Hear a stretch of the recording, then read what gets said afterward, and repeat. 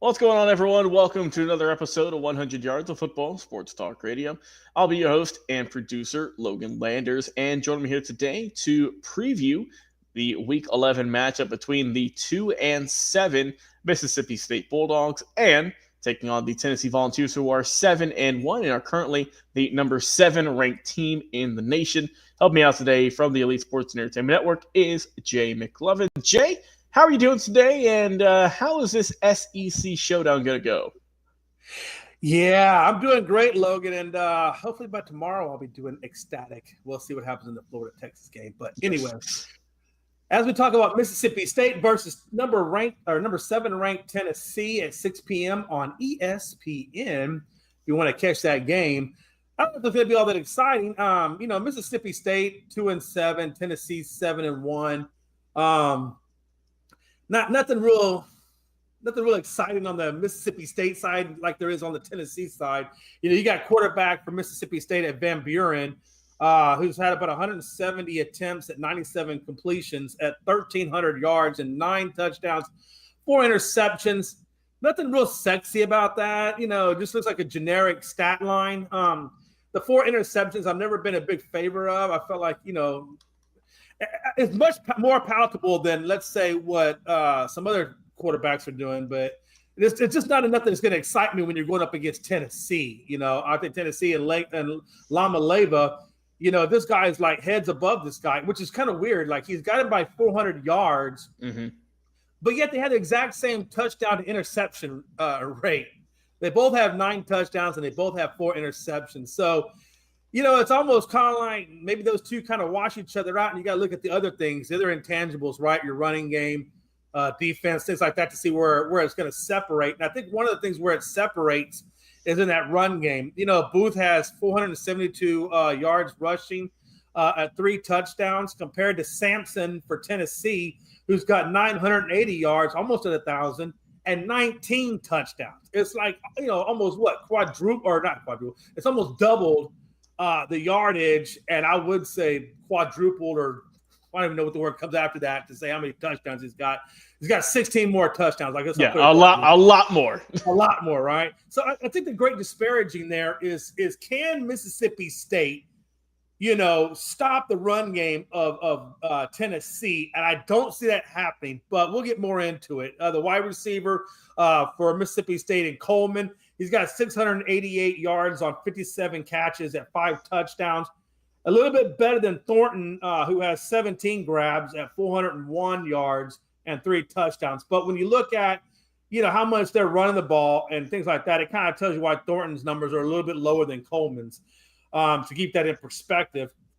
But I will say Mississippi State did snap their 4-game losing streak with the win over UMass. Woohoo! But it's UMass, so how excited could you possibly be? It's kind of like, Dallas Cowboys, they're on a 4-game winning streak. Losing streak, and yet they beat the Carolina Panthers. I mean, it just doesn't have that same, I got you. Maybe you would have beat number 17 at the time ranked Kansas State. Maybe I might give you some props, but you beat UMass. And also, Jay, let me just correct you real quick. That wasn't a 4-game losing streak. That was a 7-game losing streak. My bad. They started off the year 1-0, and then they did not win for quite some time. They finally, like you said, got the big 45-20 win over UMass. I'm putting a 4-game losing streak, and Logan's just coming in there with the haterade, telling me it's a 7-game losing streak. No. Just want to get the facts right. Come on. No, hey, look, I'm not mad at you. All right, we're good. But no, when you look at on the flip side of that coin on Tennessee, they're coming off a 3-game win streak. Now they do have losses to Kentucky. Remember, Logan, I told you that Kentucky team can throw wrenches in you if you're not careful. And they did lose to Kentucky. They lost to Bama and they lost to Florida. Who's playing Florida this week? Texas. I hope that Texas plays better against Florida than what Tennessee did. But it is what it is.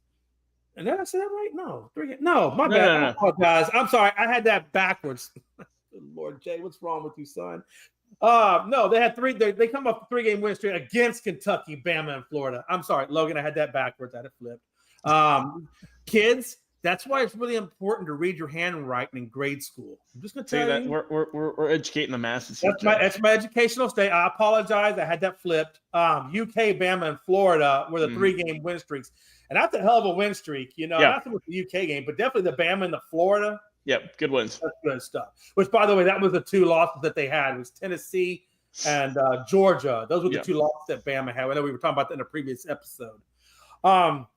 But yeah, so you look at Mississippi State, 0-5 in conference play. Lava had his best game versus Kentucky at 28 of 38 for 292, a touchdown, versus Kentucky. So, that just kind of gives you an idea right there. Mississippi State's defense is not exactly all that great.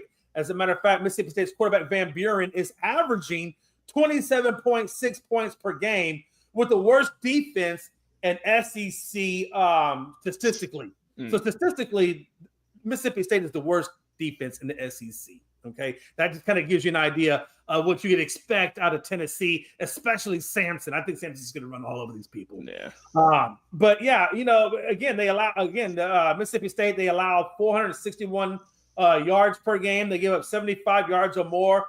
That's the second worst in the defense in the SEC that allows 34.6 points per game at 211 rushing yards per game. Think about that. You got Samson over there chomping at the bits with 19 touchdowns, and these dudes give up 211 rushing yards. Just let that sink in. They allow 47% third down conversion rate. They're almost a 50% conversion rate type of defense. I mean, I don't know, man. Mississippi State, I salute your slow and painful death, as Tennessee will rout you 35-3. And I only put it in there because I wanted to be positive. I understand. And I mean, for me, it's 3 words, Jay. Run the ball for Tennessee. That's all you got to do. Just run the ball. Samson's a monster, as we said. He's got so many touchdowns. I mean, so many touchdowns. So he is doing great this year. And when you just look at him, I mean, he's just doing a great job, right? 5.7 average. Going to be over 1,000 yards after this game. So I mean, he is really starting to stand out as one of, if not the best running back. Beside obviously, I think Ashton Jency's got a case for that, but Samson definitely needs to be talked about a little bit more too, I think. So yeah, run the ball. Mississippi State have a pretty solid offense, right? They scored just under 30 points a game, but they kind of remind me of that Colorado team from last year, right? They'd score all these points, but they give up so many more. Score these points, give them so many more. So on and so forth. That's kind of what this Mississippi State team is, right? And you got to get something going. You got to have a good game from Van Buren. Like you said, he's been sacked 18 times on the season as well. Can't have that if you want to win these ball games. I do like their receiver, and Kevin Coleman Jr. He's a really good talent. 57 grabs on the year for him. Talk about number 1 receiver, Jay. He's the only other guy on the team with over 30 catches. So he is definitely number 1 target there. I think this team in Tennessee, though, that you can't get comfortable. You cannot just say, all right, should be an easy dub. Should be easy. Nothing's happening here. Because, Jay, when you look at Tennessee, you have came out flat in certain games. In the first half, you were shut out by these 3 teams: Arkansas, Florida, Alabama. You were not you didn't score a point in the first half. You cannot have that.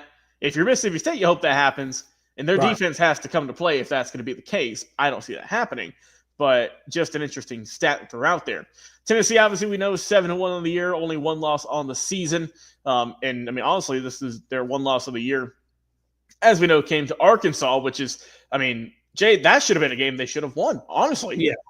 I mean, you beat Alabama, which is a team that, when you look at, Alabama's had their number for years for the most part. I mean, theoretically, if they came to play against Arkansas, if they weren't spoiled, they would be undefeated right now. But that's not the case. Nico Imaliva, he is a solid quarterback, right? He some days you watch him, scratch my head a little bit, but overall, I think he is a good arm. He throws for a lot. He threw for 292 this past week against Kentucky. Like to see that. And Samson has really that's a really good kind of 1-2 punch there for that offense. And I mean, we know for Tennessee, when you look at the rest of their team, they got some really good players on both offense and on defense. And when you look at this team defensively, I mean, they have 18 total sacks on the year with 7 picks. So they can get to the quarterback. They can also get some turnovers as well, comparing that to Mississippi State, Jay, who has 7 sacks on the season. Oh, wow. 7 sacks in 9 games played. If you want to win this game, you got to get pressure. I will say, though, Jay, at least they're keeping it even. They have 7 sacks, and they have 7 team interceptions. So at least you're batting 1,000 on that. But yeah, if they don't get any pressure on the quarterback, if they can let Nico sit in the pocket, if they can give Samson time to work in the backfield, it's going to be game over pretty quick. I think Tennessee will take this one handily. I'll go final score in this one. I'll go 38-7.